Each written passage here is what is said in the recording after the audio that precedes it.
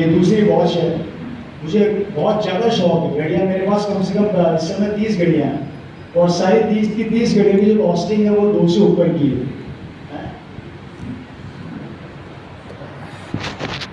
घड़ियाँ मेरी बहुत इम्पोर्टेड है, तो सर मत पूछिए मुझसे, लोगों को मेरी कार ही अचल नहीं हो रही तो घड़ी कहाँ से चलेगी। जब लोग कार पे सवाल कर देते हैं कि यार ये तो संभव ही नहीं है, अभी घड़ी की कॉस्टिंग बताऊंगा तो वैसे भी समझ में नहीं। तो दिल्ली एयरपोर्ट पे मैं था, देखिए आरसीएम की पावर, आज मैं टेंशन फ्री हूँ, मुझे ₹1 की टेंशन नहीं, मुझे ये नहीं सोचना कि मेरे पास अगले महीने क्या होने वाला है मेरे साथ। एक सज्जन मेरे साथ खड़े थे दिल्ली एयरपोर्ट पे, मुझे फ्लाइट लेनी थी और हम दोनों खड़े घड़ी को देख रहे थे, घड़ी में स्टैंड कर लिए आया, वो घड़ी वहाँ पड़ी थी एंड अरमानी ब्रांड का, गोल्ड की थी, सोने का उसका पूरा डायल था, वो पड़ी मेरे पास, गोल्ड की घड़ी मेरे पास पड़ी थी। इवन मैं 2 घड़ियाँ लेके चलता हूँ, एक घड़ी तो मेरी गाड़ी में पड़ी है एंटीक की, वो अभी मैं पहन के नहीं आया, ये वाली पहन कर आया। तो उस घड़ी की कॉस्टिंग ज़्यादा नहीं थी, लगभग 2.5 लाख रुपए के आसपास की वो घड़ी थी। और वो शख्स उस घड़ी को देख रहे और मैं उस घड़ी को देख रहा और सेल्समैन हमें देख रहा। हमें कौन देख रहा? सेल्समैन हमें देख रहा। अच्छा, आपने कभी नोटिस किया है एयरपोर्ट पे लोग सामान नहीं खरीदते, देखते हैं, घूम के आ जाते हैं और घूमते ऐसे जैसे पूरा सामान खरीद के लेंगे। अब देखिए सेल्समैन ने बेचारा अपनी ड्यूटी तो करेगा, मैं भी वहीं खड़ा था, मुझे घड़ी पसंद आ गई। एक प्रॉब्लम है, आपसे विजिट के प्रॉब्लम होता है, एक समय ऐसा है जिस चीज पर हाथ रखोगे आपकी हो जाएगी, वो आज पूरी लाइफ मैं जिस चीज पर हाथ रखता हूँ मेरी हो जाती है, मुझे सोचना नहीं पड़ता। तो मैं एयरपोर्ट पे था, मैंने बोला घड़ी कितने की है, तो आएगा अमेरिकन एक्सप्रेस का, मेरे पास अमेरिकन एक्सप्रेस है। मैंने अपना कार्ड निकाला अमेरिकन, मैंने कहा ये लीजिए पेमेंट कर दीजिए, तो उन्होंने पेमेंट को स्वैप करके कार्ड मुझे वापस दे दिया। वो सज्जन ने मेरे से पूछा यार एक्सक्यूज मी आप, मैंने कहा जी सर, आपकी उम्र ज़्यादा नहीं लगती है, आपने इतनी महंगी घड़ी खरीदी है। तो मैंने बोला इसमें क्या हो गया सर, महंगी लेगी, क्या करते हैं? मेरे से पूछा आप क्या करते हैं? राजा कोप चिल, हमसे तो कोई पूछ ले, एक बार छेड़ दे बस। मैंने कहा आज सेट में जाके बताया आरसीएम के बारे में, आरसीएम के बारे में बताया। उसने एक सवाल किया, भाई साहब ये संभव है क्या, ऐसा होता है? मैंने कहा जी मेरे को और तो नहीं पता, हमारे आरसीएम में ऐसा होता है, मैं नहीं मानता। मैंने कहा आप मानो नहीं मानो उससे मुझे फर्क नहीं पड़ता, लेकिन एक बात बोलूं? बोला हाँ बोलिए। मेरे को बोला, मैंने कहा जी आप इस घड़ी के बारे में सोच रहे थे, मैंने खरीद ली, अब देख लो पावरफुल कौन आप या मैं। क्योंकि आपको नहीं पता 2 महीने बाद आपके पास कितना पैसा आने वाला है, पर मुझे पता है मेरे अकाउंट में कितना आने वाला है, क्योंकि मैं ऑलरेडी 2 महीने का पैसा कंपनी से मांगता हूँ। बिजनेस कौन से महीने का फाइनल हुआ, अभी क्या चल रहा है, तो कितने महीने का बिजनेस बाकी पड़ा है? तो 2 महीने की पेमेंट किसके पास पड़ी है हमारी? तो कंपनी देगी ना। तो आपको तो पहले ही पता है कि 2 महीने में मेरे अकाउंट में कितना आने वाला है।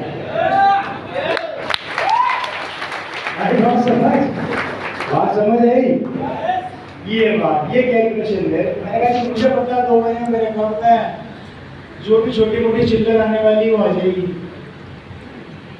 उस आदमी ने मेरे से बोला कि यार मैं मान गया आपको कि इतनी सी उम्र के अंदर आप जैसे लड़के ने इतना फास्ट फैसला लिया। मैंने कहा सर ये ताकत मेरी नहीं है, अगर मेरे में ये ताकत होती तो शायद मैं बहुत पहले खरीद चुका होता। ये ताकत है तो इस लोगों की है जिस लोग के स्लाइड बनाया, राइट सर? इस लोगों ने मुझे इस लायक बनाया कि आज इस लोगों की वजह से, इस आरसीएम की वजह से मैं शायद शब्दों में बयान नहीं कर सकता। शब्दों में। एक जमाने में 1 करोड़ लगा करता था, 1 करोड़, अब ऐसा लगता है कि 100 रुपए निकाले। ये ताकत है। घड़ी ले ली 2 मिनट में। सिमिलर केस और तो नहीं हो रहे। नो जल्दी मीटिंग खत्म करूंगा मैं। ऐसे वैसा भी इसमें टाइम देख नहीं पाओगे, समझ भी नहीं आएगा। इसके टाइम को समझने में भी बहुत दिमाग लगाना पड़ेगा। ये घड़ी समझ में नहीं आएगी यार, क्या टाइम हो रहा है?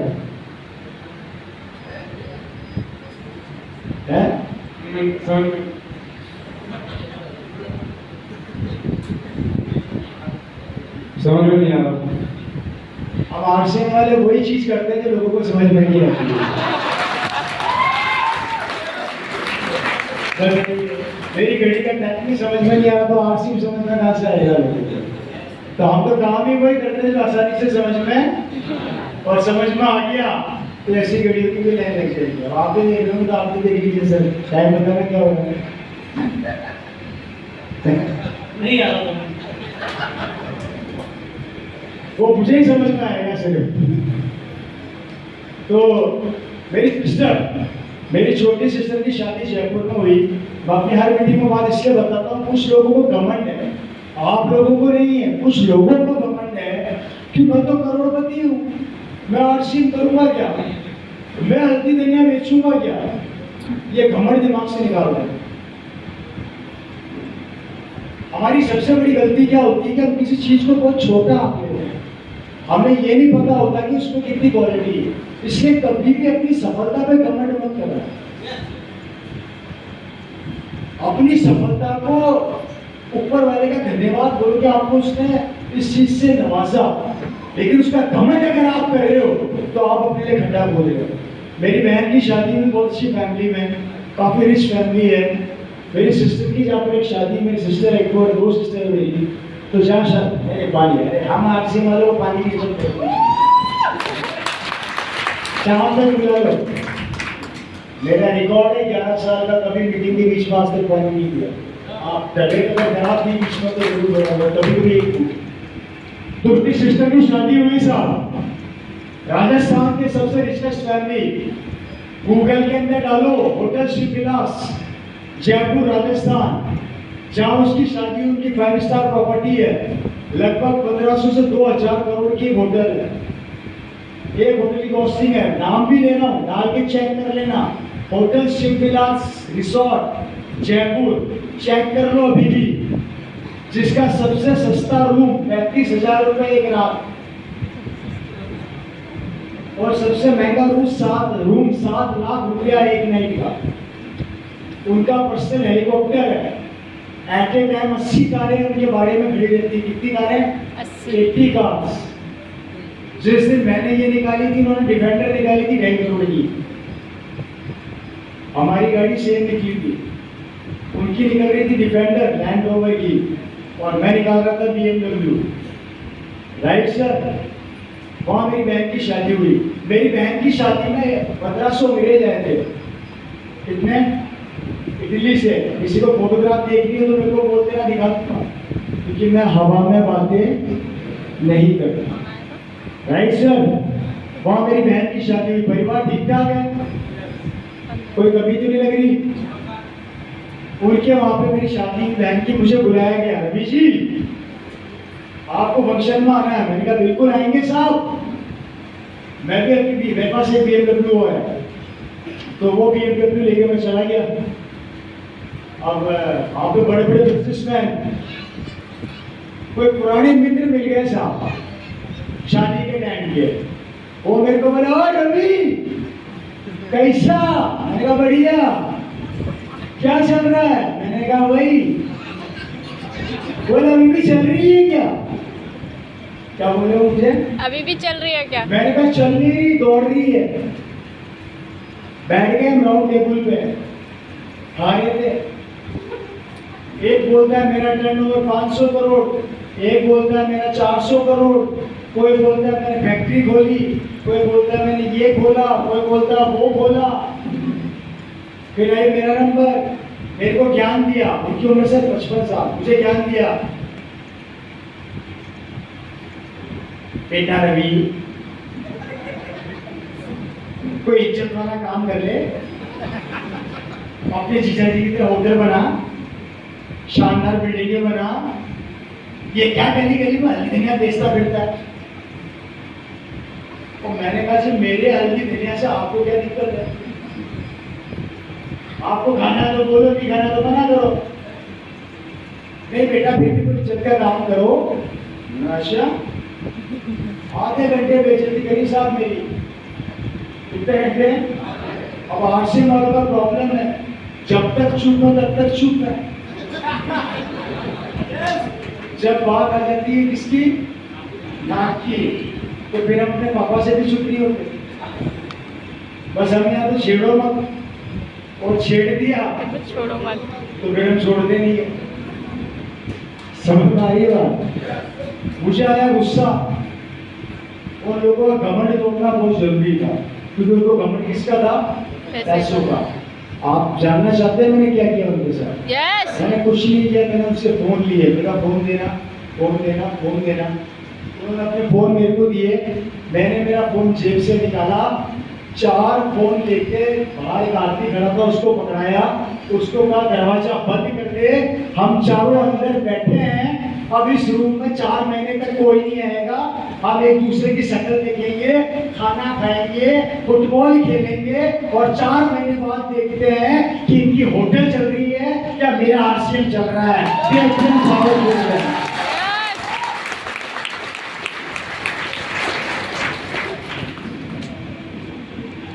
अब देखते हैं कि किसके बिजनेस में है दम।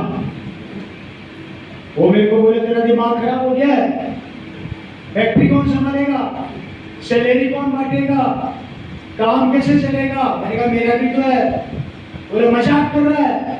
मैंने कहा मजाक नहीं कर रहा, सही बोल रहा हूँ। तुम 4 महीने घर नहीं बैठ सकते, और मैं पूरे साल घर बैठ जाऊँ तो भी ये रुकने वाला। बात समझ में आई आप लोगों के? यस। बोले ऐसा क्या? मैंने फोन जेब से निकाला, बिजनेस खोला, रिफ्रेश मारा, 40,000 की सेल, रिफ्रेश मारा, 70,000 की सेल। बोले ये क्या हो रहा है? मैंने कहा बिजनेस हो रहा है। बोले दुकान का है? मैंने कहा नहीं है। फैक्ट्री का है? मैंने कहा वो भी नहीं है। स्टाफ का है? मैंने कहा वो भी नहीं है। करता क्या है? 15 दिन सोता हूँ, 15 दिन काम करता हूँ। काम क्या करता है? बातें करता हूँ। मजाक लगा रखी है। मैंने कहा आपने दिखा, ये इनकम है, आंखें बाहर आ गई। बोला मार ही नहीं सकते। मैंने कहा वो आपका प्रॉब्लम, सेम लाइन सबका आगे भी यही होता है, आपने मार नहीं सकते। उनका चेहरा लग गया और उन्होंने कबूला कि तुमसे बेहतर बिजनेस किसी का भी नहीं है। कोरोना वायरस में हम अपनी फैक्ट्री दुकान बंद करके बैठे। वायरस में जब पूरा हिंदुस्तान रो रहा था, रवि शर्मा अपनी छत पे खड़ा होकर हाथ खोल के हंस रहा था। हा हा हा हा। कोरोना वाले बोले पागल हो गया है क्या? मैंने कहा पागल ये हो गया, डायमंड बन गया। कोरोना वायरस में क्या बन गया है? डायमंड बन गया। मैंने कहा ये ताकत है इस बिजनेस की। मैं चाह कर भी अपने बिजनेस को बंद करना चाहूँ तो नहीं कर सकता सर। और आपकी अगर दुकान है या नौकरी है और पड़ोसी उसको खाने आएगा ना, आप गालियां पहले बकोगे। सही कह रहा हूँ गलत कह रहा हूँ? आपकी नौकरी में खर्चा तो चलेगा, लेकिन मैं अपनी दुकान अच्छी जी है, जी है, ये मेरी टीम का हिस्सा है। Right sir? Yes sir. कहाँ पर? Yes sir. मेरे कितने नीचे? मुझे भी नहीं पता देखना। मेरे को आज भी नहीं पता कि अजीत जी किस टीम से है, कहाँ है, मुझे नहीं पता। मैंने पूछा आपसे, मुझे नहीं पता। जबकि बिजनेस कितना आता है आपके यहाँ से? मेरे यहाँ से हर मंथ कम से कम 50 लाख। ये 50 लाख की फिगर करते हैं, मुझे पता ही नहीं कहाँ से आ रहा है। कम होती है 50 लाख की से। ठीक है साहब, अब देखो मैं बर्बाद होना चाहता हूँ, अजीत जी मेरी मदद करोगे? यस। जो अप्लाई कहती है उसको करना चाहिए। यस। नाम की अप्लाई? यस। मेरी बात मानोगे? यस। 100% मानोगे? 100%। पक्का? पक्का। करोगे क्यों नहीं? आशिम छोड़ दो। नो। आरसीएम छोड़ दो। नहीं, अरे मत करो, आप करोगे तो मेरा पैसा जाएगा। 1.5 करोड़ की इधर आनी है तो आप भी आएंगे। मैं चाहकर बर्बाद होना चाहता हूँ, लेकिन जब तक ये रहते हैं मैं बर्बाद सर 100 पे है ना। मुझे इनका भी नहीं पता ये क्या है। पता है आज तक पूछा नहीं पूछा। आरसीएम छोड़ दो। यस, छोड़ दोगे आरसीएम? नो, छोड़ दोगे? नो, आप छोड़? नो, नो नो, पूछ लो। No sir. अब ये लोग आरसीएम भी छोड़ के सब डायमंड बनेंगे तो मैं क्या चाहूंगा? आप लोगों से एक सवाल पूछता हूँ, ऐसा बिजनेस कहीं देखा नहीं है? ऐसा बिजनेस कहीं देखा है कि चाहकर भी बर्बाद होना चाहो पर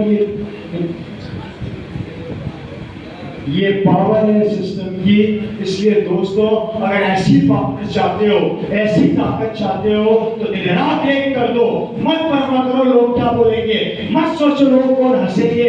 जिंदगी में टारगेट सेट करो, रॉयल्टी पर जाओ, टेक्निकल पर जाओ, इतिहास बना लो। क्योंकि दोस्तों, भगवान भी उसका साथ देता है जो अपना साथ देता है। और दोस्तों याद रखना, आपका साथ ऊपर वाला देगा, लेकिन वो कब देगा जब आप अपना साथ देंगे। कोई नहीं रोक सकता हमारे को, कोई नहीं। रवि शर्मा टारगेट आज ये है, इसके बाद और बड़ा होगा। रोक सको तो रोक लो, क्योंकि मैं जानता हूं मैं रुकने वाला नहीं हूं और मैं थकने वाला नहीं हूं। ये ताकत है इस बिजनेस की मेरे भाई। 23 साल हो गए हम लोगों को, 23 साल पहले भी लोग बोला करते थे नहीं चलेगी, अभी भी बोलते हैं लोग नहीं चलेगी, तो फिर चलती कैसे है? फिर चलती कैसे है? 23 साल के अंदर करोड़पति बन गए। मैंने इस बिजनेस में रिक्शे वाले को करोड़पति बनते देखा है। मैंने इस बिजनेस के अंदर सब्जी बेचने वाले को करोड़पति बनते देखा है। मैंने इस बिजनेस में नौकरी करने वाले को करोड़पति बनते देखा है। मैंने इस बिजनेस में व्यापार करने वाले को करोड़पति बनते देखा है। मैंने इस बिजनेस के अंदर स्टूडेंट्स को करोड़पति बनते हुए देखा है। यंगस्टर, आज हिंदुस्तान के घरों से यंगस्टर नहीं निकल के आ रहे हैं। नए लड़के, आज मैं यंगस्टर्स को देखता हूँ, मुझे बोलते हैं रवि जी आपसे प्रेरित होकर आरसीएम कर रहे हैं। मेरे को देख देख आइडियल होते हैं, मुझे बोलते हैं कि आपको आइडियल बना के हमने आरसीएम चालू किया है। बड़ी खुशी होती है। इस उम्र में कम से कम आइडियल तो बन गए। बाकी कभी बीवी से जाके पूछना तेरा फेवरेट हीरो कौन है, बीवी बोलेगी सलमान खान। अरे मैं मर गया था क्या? मेरे में क्या कमी थी? हम अपनी बीवी तक के आइडियल नहीं बन सके। 7 जुलाई को प्रोग्राम होने वाला सेकंड जनरेशन, टिकट्स लिमिटेड है।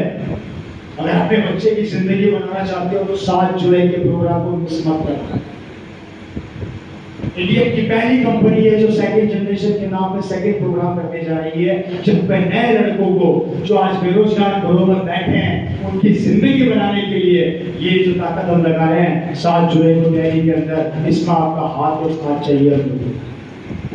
इतिहास बना दो कि सबसे ज्यादा लोग आपकी टीम से वहां पहुंचे। याद रखना 7 जुलाई सेकंड जनरेशन अपने बच्चों को, अपनी वाइफ को, अपनी बेटी को और अपने परिवार को प्रोग्राम का हिस्सा बनाओ और उनको दिखाओ कि हमारा बच्चा भविष्य में क्या करने जा रहा है। मैंने अच्छे अच्छे बिजनेसमैन देखे हैं, अच्छे अच्छे करोड़पति लोग देखे हैं दोस्तों। पैसा तो कमाने के प्यार नहीं कमा सकते, लेकिन यहाँ पे पैसा, प्यार, सम्मान आपको 7 जुलाई को देखने को मिलेगा। Right sir? तो उम्मीद करता हूँ आपको मेरी बातें समझ में आई होगी और 7 जुलाई को हम वापिस से मिलने जा